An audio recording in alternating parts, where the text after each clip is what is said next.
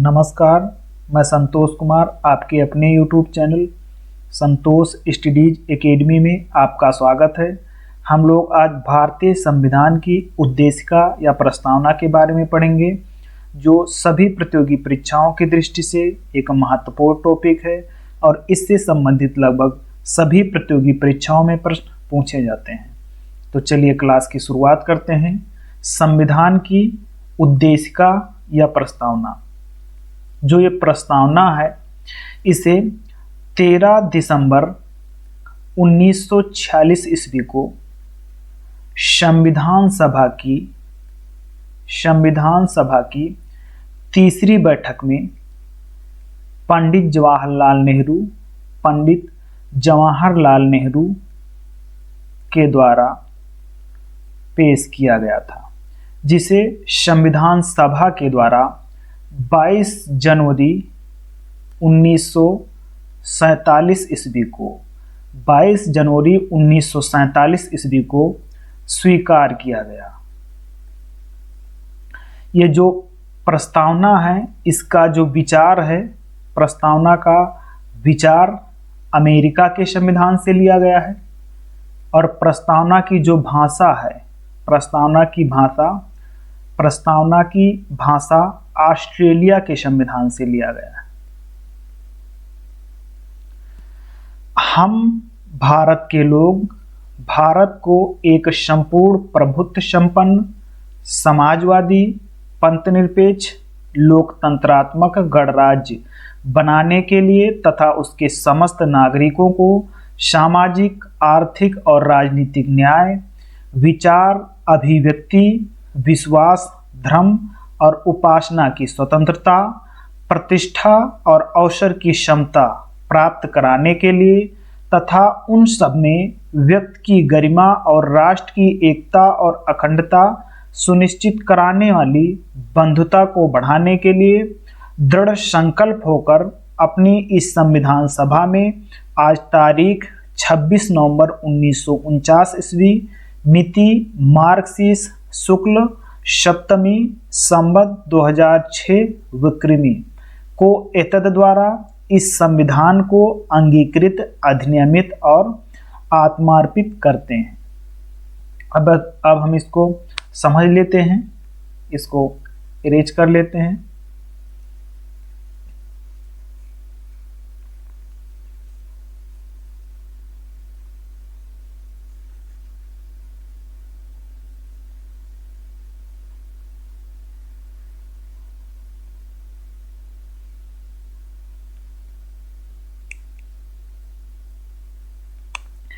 हम भारत के लोग अर्थात भारत के लोगों के द्वारा ही संविधान बनाया, स्वीकार किया तथा स्वयं को अर्पित किया, यानी अपने ऊपर लागू किया गया है।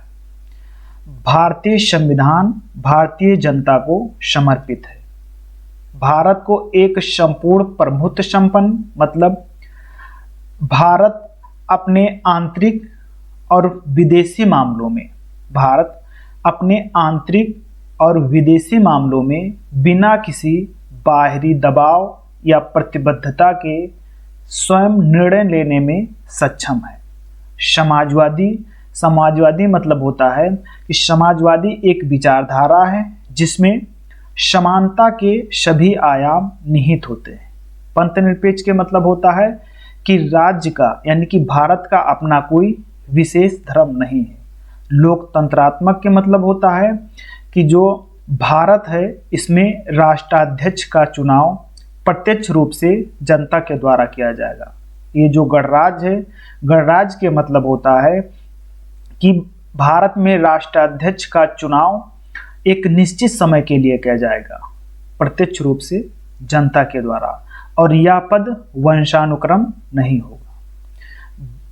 गणराज्य बनाने के लिए तथा उसके समस्त नागरिकों को सामाजिक, आर्थिक और राजनीतिक न्याय। प्रस्तावना में 3 प्रकार की न्याय है। प्रस्तावना में 3 प्रकार का न्याय है: सामाजिक न्याय, आर्थिक न्याय और राजनीतिक न्याय। 5 प्रकार की स्वतंत्रता है: विचार की स्वतंत्रता, अभिव्यक्ति की स्वतंत्रता, विश्वास की स्वतंत्रता, धर्म की स्वतंत्रता और उपासना की स्वतंत्रता है। विचार मतलब आप कुछ भी सोच सकते हैं। अभिव्यक्ति मतलब आप जो सोचते हैं उसे व्यक्त कर सकते हैं। विश्वास के मतलब होता है आप किसी भी व्यक्ति पर विश्वास कर सकते हैं। और धर्म के मतलब होता है कि आप कोई भी धर्म अबाध रूप से मानने एवं उसको प्रचार प्रसार करने में स्वतंत्र हैं। उपासना आप कहीं भी पूजा कर सकते हैं। इन 5 प्रकार की स्वतंत्रता इस हमारे संविधान एवं प्रस्तावना में दिया गया है।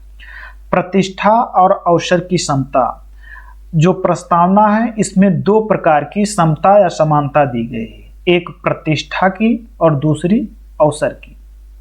तो प्रतिष्ठा और अवसर की क्षमता प्राप्त कराने के लिए तथा उन सब में व्यक्ति की गरिमा और राष्ट्र की एकता और अखंडता सुनिश्चित करने वाली बंधुता बढ़ाने के लिए दृढ़ संकल्प होकर अपनी इस संविधान सभा में आज तारीख 26 नवंबर 1949 ईस्वी को, ये उस तारीख का उल्लेख है जब संविधान बनकर तैयार हुआ और इसी दिन विधि दिवस या संविधान दिवस के रूप में मनाया जाता है।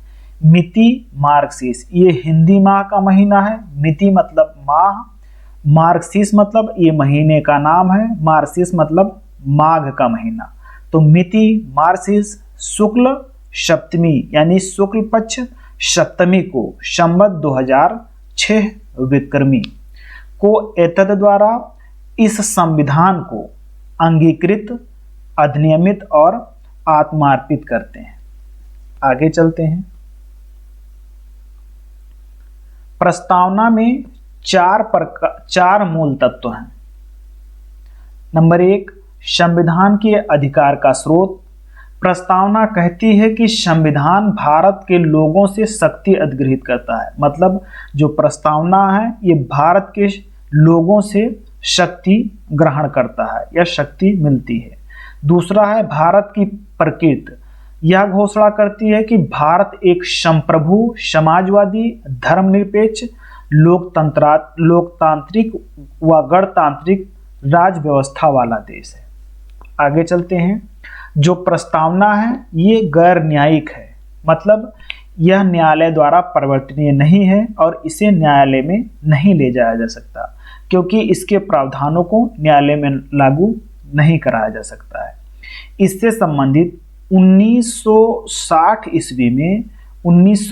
ईस्वी में बेरुवाड़ीवाद केस आया जिसमें सर्वोच्च न्यायालय ने कहा कि प्रस्तावना संविधान का अंग नहीं है, इसीलिए विधायिका यानी कि संसद प्रस्तावना में संशोधन नहीं कर सकती है। अर्थात 1960 ईस्वी में बेरुवाड़ीवाद केस आया जिसमें सर्वोच्च न्यायालय ने प्रस्तावना को संविधान का अंग नहीं माना, इसीलिए विधायिका इसमें संशोधन करने का अधिकार नहीं दिया गया। संविधान का प्रारंभिक कथन है जो संविधान के कारणों तथा मार्गदर्शन मूल्यों को बताता है। इससे राजनीतिक कुंजी और राजनीतिक जमपत्री बताया गया है। प्रस्तावना में संविधान के निर्माताओं के मनोभाव, आदर्श को प्रतिबिंबित होते हैं। जो मुख्य न्यायाधीश हैं सर्वोच्च न्यायालय के हिदायतुल्लाह ने प्रस्तावना को संविधान की आत्मा कहा है। आगे चलते हैं। संविधान के उद्देश्य, ये तीसरा है संविधान के उद्देश्य। इसके अनुसार न्याय, स्वतंत्रता, समता व बंधुत्व विधान के उद्देश्य हैं। अब चौथा है संविधान लागू होने की तिथि। यह 26 नवंबर 1949 ईस्वी को तिथि का उल्लेख करती है। जो 26 नवंबर 1949 ईस्वी को हमारा संविधान बनकर तैयार हुआ था, इसी तिथि का उल्लेख है। और जिस दिन हमारा संविधान बनकर तैयार हुआ था उसी दिन भाग 2 जिसमें नागरिकता का उल्लेख है, भाग 2 जिसमें नागरिकता का उल्लेख है, ये लागू हो गया था। यानी कि भाग 2 नागरिकता अनुच्छेद 5 से 11 ये लागू हो गया था। कब? जब संविधान जिस दिन बनकर तैयार हुआ था 26 नवंबर 1949 ईस्वी को। आगे चलते हैं।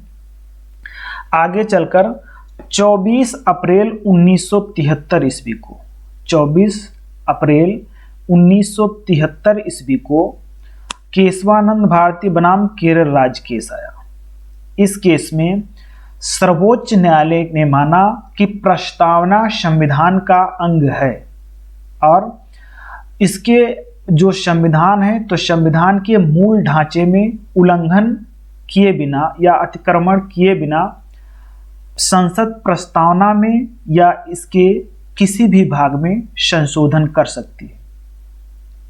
संविधान उच्चतम न्यायालय ने प्रस्तावना को भारत के संविधान का हिस्सा घोषित किया और कहा कि इस केस द्वारा मूल ढांचा सिद्धांत प्रतिपादन किया गया। इसके अनुसार संसद को संविधान के किसी भी भाग में संशोधन करने का अधिकार, परंतु मूल ढांचे में संशोधन का अधिकार नहीं होगा, ये कहा सर्वोच्च न्यायालय ने। जो केशवानंद भारती बनाम केरल राज्य केस था, ये अब तक का सबसे बड़ी बेंच वाला केस था। इसमें 13 जजों की बेंच बैठी थी। जो आगे चलते हैं, केशवानंद भारती बनाम केरल राज्य केस में सर्वोच्च न्यायालय ने मूल ढांचा का सिद्धांत दिया तथा प्रस्तावना को ही संविधान का मूल ढांचा माना। संसद संविधान की मूल ढांचा में नकारात्मक संशोधन नहीं कर सकती है। संसद वैसा संशोधन कर सकती है जिससे मूल ढांचा यानी कि प्रस्तावना विचार एवं मजबूतीकरण होता है। इससे संबंधित 42वां संविधान संशोधन अधिनियम 1976 केस आया जिसमें समाजवादी, पंथनिरपेक्ष और राष्ट्र की अखंडता शब्द जोड़े गए। अर्थात 42वां संविधान संशोधन अधिनियम 1976 के द्वारा प्रस्तावना में मात्र एक बार संशोधन हुआ, जिसमें 3 नए शब्द जोड़े गए, एक समाजवादी, दूसरा पंथनिरपेक्ष और तीसरा अखंडता। आगे चलते हैं। आज की क्लास पूरी हुई। क्लास देखने के लिए धन्यवाद। क्लास पसंद आई हो तो क्लास को लाइक कीजिए और चैनल को सब्सक्राइब कीजिए। अब हम मिलते हैं अगली क्लास में। तब तक के लिए जय हिंद, नमस्कार।